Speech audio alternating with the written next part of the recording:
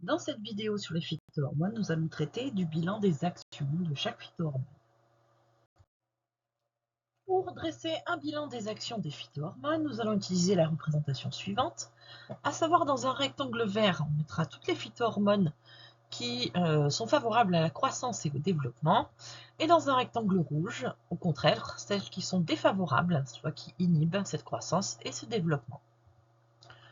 Donc pour ça, on va se servir d'une plante. Et on va commencer par la dominance apicale. Ici, on a deux phytohormones qui sont impliquées, alors notamment l'auxine, qui est surtout responsable de cette dominance apicale, puisqu'elle est produite justement dans les parties supérieures de la plante, puisque sa production nécessite la lumière du soleil, en tout cas une lumière, et que son transport polarisé fait qu'elle est produite dans la partie apicale et qu'elle se dirige vers la partie basale. Et c'est elle donc qui indique la dominance. D'ailleurs, il suffit de couper ce bourgeon pour que cette dominance se reporte sur les bourgeons qui sont situés juste en dessous. Quant au strigolactone, elle régule cette dominance apicale.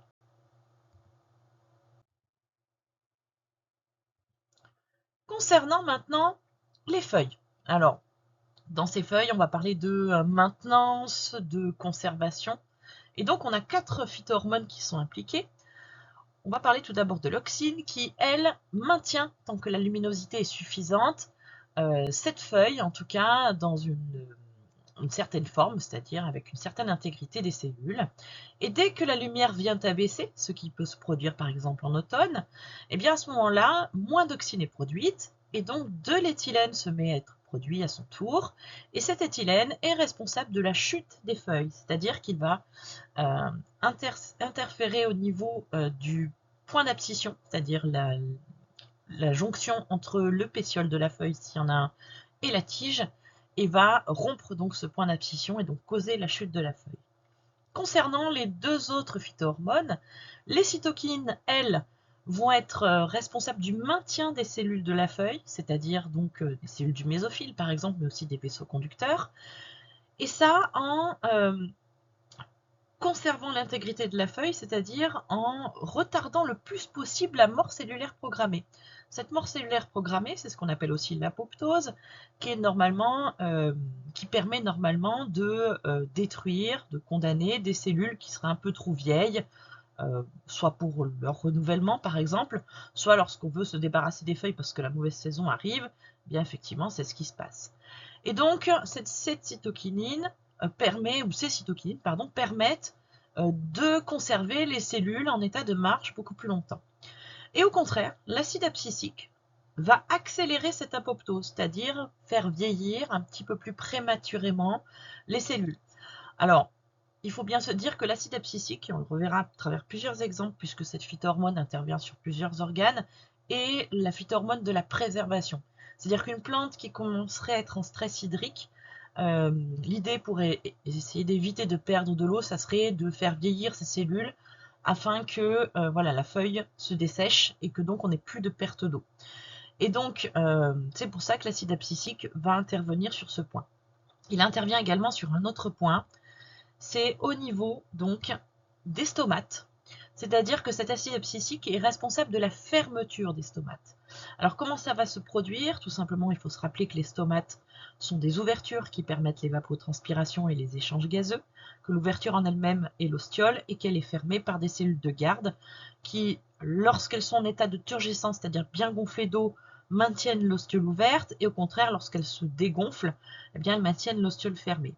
Et c'est ce que va faire l'acide abscisique. En effet, sous l'influence de cette hormone qui est produite lorsque, par exemple, on est en stress hydrique, ou qu'il fait trop chaud, ou qu'il y a du vent qui dessèche, par exemple, eh bien, les grandes vacuoles des cellules de garde vont tout simplement perdre des ions potassium. Et en perdant ces ions potassium, eh bien, la pression osmotique va baisser, et donc les cellules vont un peu se dégonfler et fermer l'ostiole.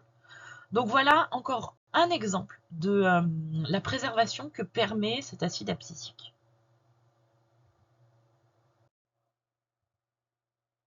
Donc, concernant les fleurs, ici on a plusieurs phytohormones qui vont intervenir.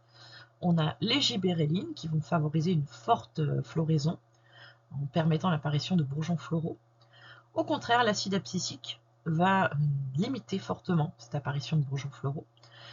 Les cytokines, elles, tout comme les gibérellines, sont favorables à l'apparition des bourgeons floraux. Quant à l'auxine, lorsqu'elle est en excès, justement, elle va plutôt favoriser la croissance végétative au détriment de la reproduction.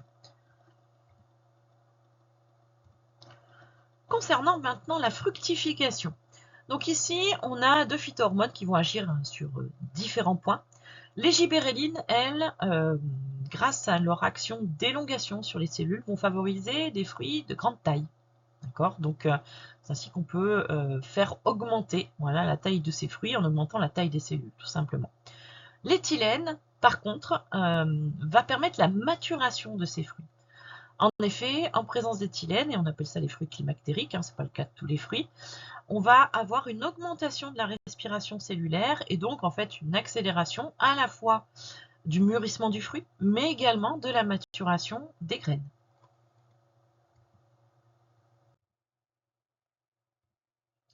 Intéressons-nous maintenant à la croissance en hauteur et notamment à la croissance des entrenœuds, c'est-à-dire entre deux départs de branches ou de feuilles.